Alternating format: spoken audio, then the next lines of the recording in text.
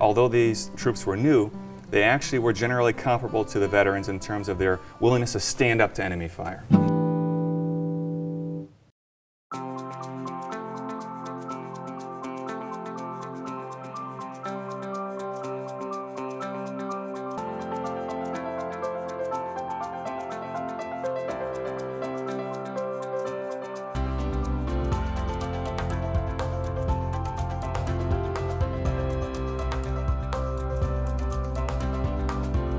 Good afternoon, and thanks for stopping by Across the Fence. I'm Keith Silva.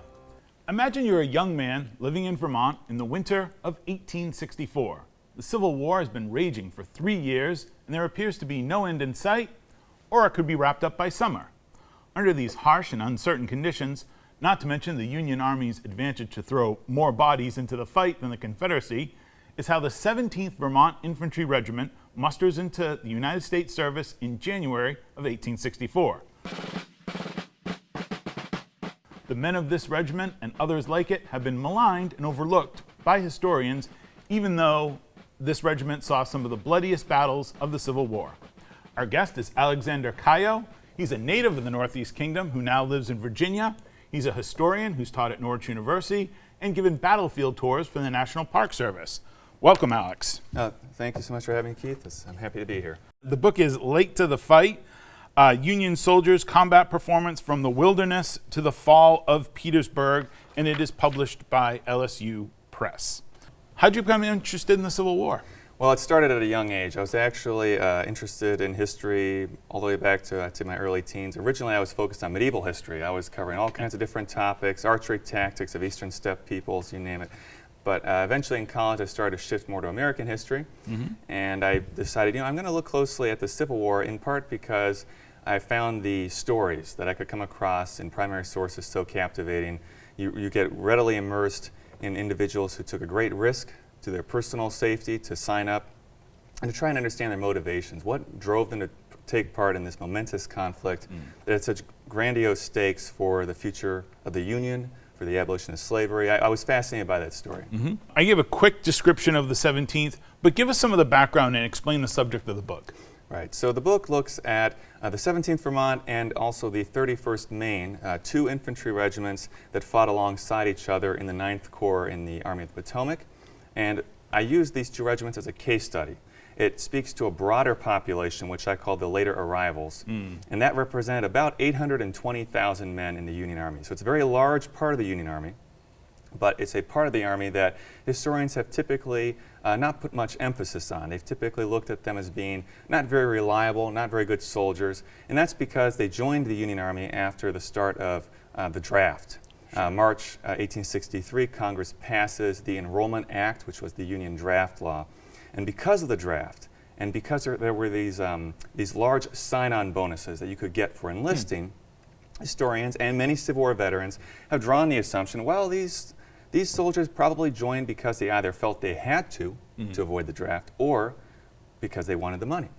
And if those things are true, and they're not very good soldiers, then maybe they didn't do much to achieve Union victory. And I thought, let's look at some specific regiments comprised of these men to determine if that's actually true or not. And this is an effort to test that case, if you will. You say late to the fight. Remind us, when does the Confederacy surrender at Appomattox Courthouse? Right, so April 9, 1865. April 9. So we're talking about 4 months into the end of the war. Nobody knew it was going to end April 9th, but what did you consider the most interesting findings in your research? So I would highlight several things. First, in terms of motivations. Why do people choose to sign up at this late point in the war? When the cost of the war is apparent, veterans are coming home, perhaps they are missing limbs or experiencing other issues related to their traumatic experiences in combat. It's also apparent to anyone signing up this late in the war that it's costly, it's grueling, it's exhausting, but they still managed to fill these units. How did they do it? And what I found was the majority of men in both of these regiments were working class. A lot of farmers, a lot of laborers. Not surprising, these are rural states. Even Vermont today is, of course, a very rural state. And of course they were worried about their financial well-being. They had to provide for their families, They had to balance the risks of service with what they could potentially get out of that service just for their own sake. But it wasn't all about remuneration. It wasn't all about what they could make monetarily. They wrote about patriotism. They talked about a feeling that they had helped defend democracy. They had helped preserve the country. They talked about a desire to avoid the draft, yes, but mainly because they thought it would be dishonorable if they waited to be drafted. They wanted to do their part to show that they, like others who had already served, that they could also do their share as part of their communities. And so that blend of motivations, even youthful enthusiasm. I mean, it's hard to imagine that late in the war, but there were still a great number of young men who were just eager, perhaps from a sense of adventure, to do what others had done, to take part in that. So motivation and that blend of motivations was, I think, really interesting, and that's a key part. Yeah.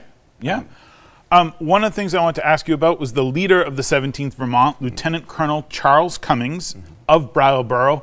Military man by trade? No, so he was actually a journalist, Brattleboro, Phoenix.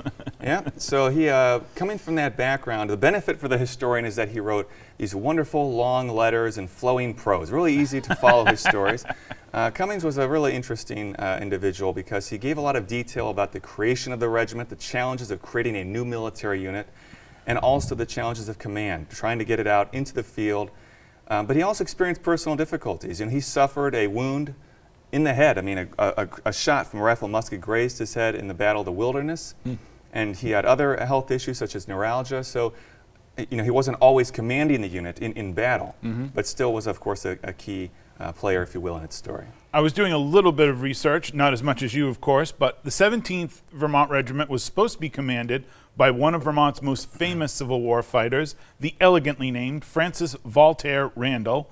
Why does Cummings get the gig and Randall doesn't?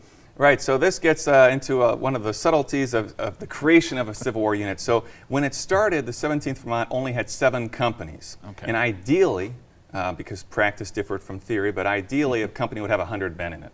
So the 17th Vermont only had 7 companies at the beginning, and according to War Department regulations, a colonel could not command less than 10 companies, which would be a full regiment. So essentially, Cummings leads the unit at the beginning. Randall stays in Vermont to continue recruiting for the regiment. And once it gets 10 companies, in October of '64, so many, many months, towards the latter end of its service, really, he comes out to the field and takes command for that final stretch. So we've been talking about the commanders, we've been talking about the troops. What are some of the battles that this 17th Vermont fights in? A lot of battles that readers of the Civil War, and in particular the later part of the war, will find to be familiar names, infamous names, you might say. The Wilderness, Spotsylvania, North Anna, Cold Harbor, all the battles of the Overland Campaign. And then also 4 battles in the Petersburg campaign, so 8 total. So for example, the assault on Petersburg in June of '64, when the Army of the Potomac tries to actually capture the city. The Battle of the Crater, which saw the explosion of 8,000 pounds of gunpowder, this dramatic effort to break into the city.